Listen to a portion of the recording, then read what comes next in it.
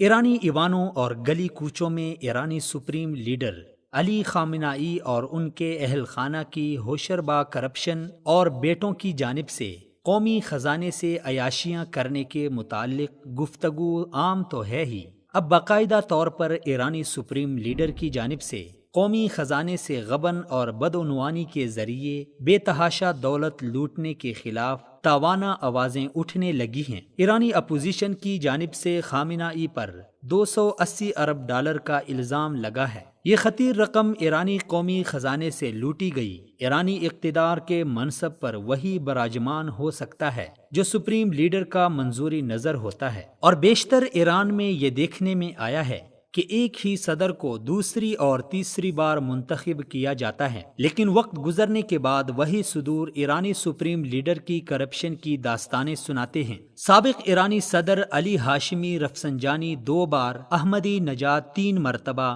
جبکہ حسن روحانی دوسری بار صدر منتخب ہوئے۔ ایرانی صدارت کے منصب تک پہنچنا اس وقت تک ناممکن ہے جب تک علی خامنائی کی رضامندی شامل نہ ہو۔ علی خامنائی اپنے معتمد اور خصوصی اہلکاروں کو یہ منصب عطا کرتا ہے، لیکن دراصل حکومت، فوج اور عدلیہ سب پر باری منصب سپریم لیڈر کا ہے۔ علی خامنائی خمینی کی جانشینی پر ایسے براجمان ہوا کہ علی ہاشمی رفسنجانی جیسے خمینی کے انتہائی معتمد اور خمینی انقلاب کے بانیوں میں شامل کرداروں کو بھی مبینہ طور پر زہر دے کر قتل کروا دیا گیا۔ منصب صدارت سے اترنے کے بعد علی ہاشمی رفسنجانی نے بھی علی خامنائی پر وہی الزامات لگائے جو آج احمدی نژاد اور آئندہ آنے والے وقت میں حسن روحانی نے لگانے ہیں۔ ہر ایرانی صدر نے خامنائی کی کرپشن پر گفتگو کی، جس سے یہ واضح ہوتا ہے کہ ایرانی صدور اور سپریم لیڈر دونوں کرپشن کی گنگا میں ہاتھ دھوتے ہیں اور پھر عوام کی خون پسینے کی کمائی لوٹنے کے بعد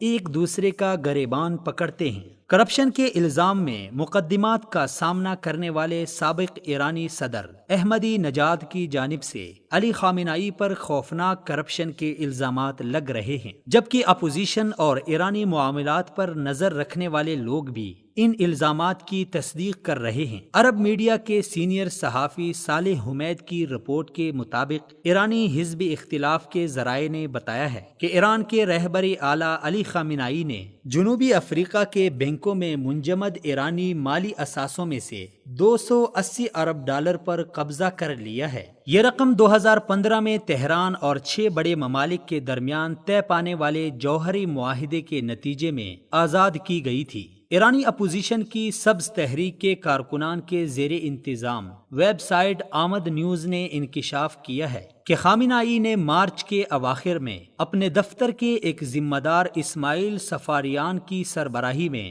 ایک ٹیم کو جنوبی افریقہ میں موجود ایرانی تیل کی آمدنی میں سے $280 ارب واپس لانے کی ذمہ داری سونپی ہے۔ اب اس رقم کو سوئٹزرلینڈ، آسٹریا وغیرہ میں خامنائی اور ان کے بیٹوں کے بینک کھاتوں میں منتقل کرنے کی کوششیں جاری ہیں۔ واضح رہے کہ یہ رقم بین الاقوامی پابندیوں کے سبب 2005 سے کیپ ٹاؤن کے بینکوں میں پھنسی ہوئی تھی۔ ذرائع کے مطابق اسماعیل سفاریان، جس کے پاس آسٹریا کی شہریت بھی ہے، وہ علی خامنائی کے دوسرے بیٹے مجتبی خامنائی کا مقرب ہے۔ وہ خامنائی کے گھر کے معاشی امور کو دیکھتا ہے اور ایرانی پاسدارانی انقلاب کی انٹیلیجنس میں کافی اثر و رسوخ رکھتا ہے۔ علی خامنائی کی کرپشن، منی لانڈرنگ اور بدعنوانی میں اہم کردار اسی شخص کا ہوتا ہے۔ واضح رہے کہ ایرانی خزانے پر صرف 5% حکمران طبقہ اور ملاؤں کے چہیتے اعلیکار قابض ہیں۔ ایران کی 80% آبادی خط غربت سے نیچے زندگی گزار رہی ہے۔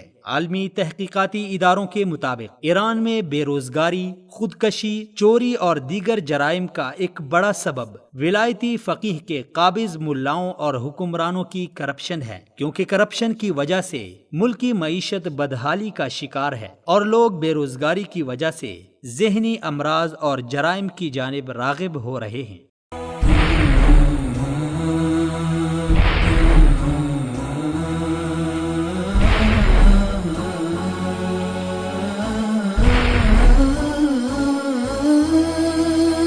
مثال اردو، سچ کا چہرہ۔